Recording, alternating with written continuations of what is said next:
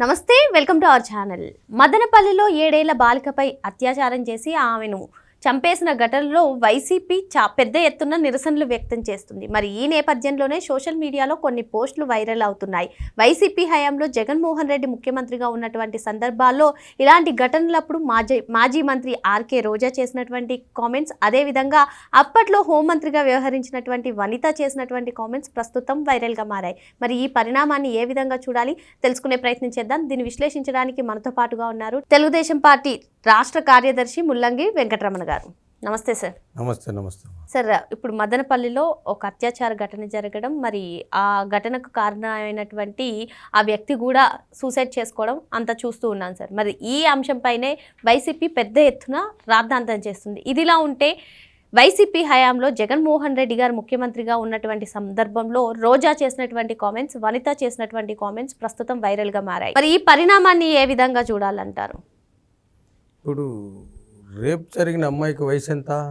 7 ఏళ్ళు సార్. 7 ఏళ్ళు. ఆ అమ్మాయి ఎక్కడుంది? మదనపల్లిలో వాళ్ళ ఇంట్లో ఉండింది.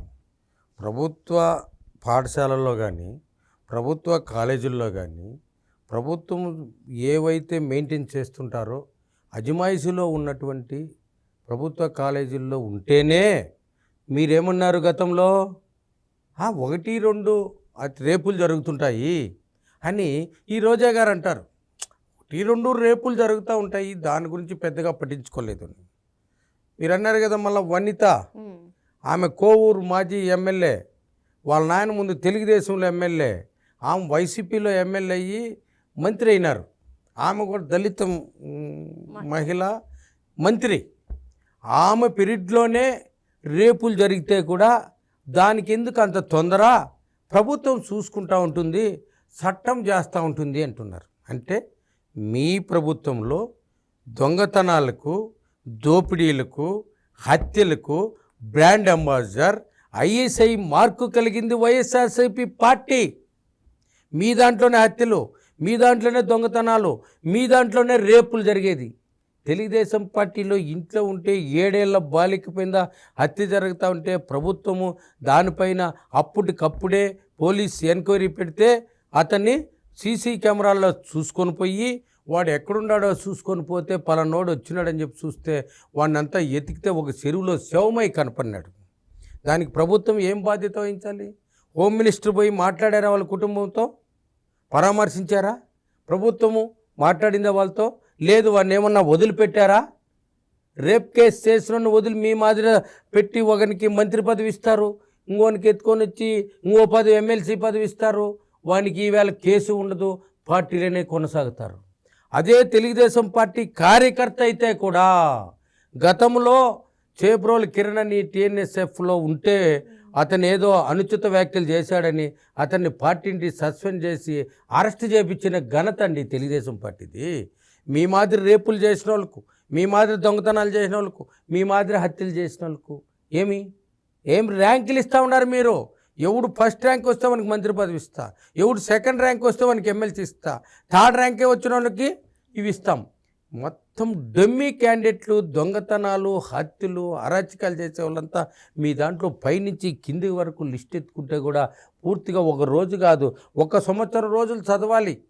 ప్రతి పంచాయతీలోన, ప్రతి మండలంలోన, ప్రతి జిల్లాలోన, ప్రతి నియోజకవర్గంలోన ఈ రాష్ట్రం పూర్తిగా దోపిడీమయం, దొంగలమయం పూర్తిగా అయిపోయింది. అయిందా లేదండి? ఈ సంఘటన పైనే జగన్మోహన్ రెడ్డి గారు మాట్లాడుతూ అసలు 7 ఏళ్ల బాలికకే భద్రత కల్పించలేకపోయారు, రాష్ట్ర ప్రజలకు ఏ విధంగా భద్రత కల్పిస్తారు, లా అండ్ ఆర్డర్ లేదు, అసలు హోమ్ మినిస్టర్ పనిచేస్తుందా అన్నట్టుగా ట్వీట్ చేశారు. అయ్యా, ఈ భద్రత గురించి మాట్లాడే అర్హతే లేదమ్మా. ఈ జగన్మోహన్ రెడ్డికి భద్రత ఏముంది ఏంటున్నా? నీ చిన్నాన్న చంపితే భద్రత లేదు, నీ చెల్లికి లేదు, నీ తల్లికి లేదు, నీ అన్నదమ్ములకి ఎవరికుంది భద్రత? నీ కార్ డ్రైవర్ని చంపేసావే, ఎవరికుంది భద్రత? ఏం చేసావు భద్రతతో? చెప్పు. పలానా ఎవరికి భద్రత కల్పించావు? ఎంతమంది? 269 మంది దళితులను హత్య చేయని వాళ్ళు అర్హత నువ్వు బాధ్యత వహించావా? నువ్వు ఏ రోజైనా ఒకరిని అరెస్ట్ చేసావా? చెప్పు. సుబ్రహ్మణ్యాన్ని చంపితే అరెస్ట్ చేయించావా? నాగమ్మని చంపితే అరెస్ట్ చేయించావా? ఒక కేసు చూపించండి మీ ప్రభుత్వంలో. ఒక్కరి మీద ఒక కేసు చూపించండి. హత్య చేయని వాళ్ళ మంది కానీ దోపిడీ చేయని వాళ్ళ మంది ఈవేళకి లేదే. వాళ్ళు చంపేస్తావు, సాక్షి వస్తే చంపేస్తావు. నీ వల్లే చంపేస్తాను. ఇప్పుడు ఈ కల్తీ నెయ్యికి ఒక అతను కంప్లైంట్ ఇస్తే వచ్చేవాడు కరుణాకర్ రెడ్డి అతను చంపేశా, పూర్తిగా చంపేస్తారు. హత్యగా ఉంచబడతా ఉన్నారు. మా ప్రభుత్వంలోనే మీరు చంపేస్తూ ఉన్నారు. మీ ప్రభుత్వంలో వరుసగా చంపుకుంటూ పోతున్నారు. మీకుండేది ఏకైక ఒకే ఒక ఆలోచన, ఏదన్నా కేసు జరిగితే దాంట్లో ఉన్నటువంటి వాడిని తరిమి చంపేంతవరకు మీరు వదలరు. సాక్షి ఉంటే వదలరు, వెనకంటి ఉండని వదలరు, ఇంట్లో వాళ్ళైనా వదలరు, రక్త సంబంధులకే వదలరా. సాక్షాత్తు జగన్మోహన్ రెడ్డి సొంత భార్యకి తండ్రినే గెంగిరెట్టే చంపేసారు సాక్షి ఉంటే డాక్టర్గా. అవునా? చిన్నాయనే చంపేసి ఏందయ్యా మీరు చెప్పేది భద్రత లేదని. ఎవరికి భద్రత లేదండి? మీకు భద్రత ఉంది, అది కల్పించుకోండి. మిమ్మల్ని కాపాడుతూ ఉంది తెలుగుదేశం పార్టీ. కార్యకర్తలను వదిలేస్తే ఈరోజు మీరు చేసిండే అల్లర్లు, మీరు చేసిండే గొల్లులతో మిమ్మల్ని నరికేసి కచ్చడా చేసి ఇది కాకులకు గద్దలకి వేసేసి ఉంటారు మిమ్మల్ని. పార్టీ కంట్రోల్లో ఉంది, పార్టీ కంట్రోల్లో పెట్టాడు చంద్రబాబు నాయుడు. లోకేష్ బాబు పార్టీ కంట్రోల్లో పెట్టాడు. మీరు చేసిండే దుర్మార్గాలు, ఈ రాష్ట్రంలో జరిగే అంతకులు, ఈ రాష్ట్రంలో చేసిన దోపిడీ దొంగల మీద వదిలేస్తే ఒక్కరు కూడా బతకరు. మీ వాళ్ళు నియోజకవర్గానికి 50 మంది చొప్పున ముక్కలు నరికేసి సముద్రంలో వేసేస్తారు, గద్దలకి వేసేయచ్చు, కాకులకి వేసేయచ్చు. చాలా భద్రత ఉంది తెలుగుదేశం పార్టీలో. ప్రతి ఒక్క వ్యక్తికి భద్రత ఉంది తెలుగుదేశం పార్టీలో.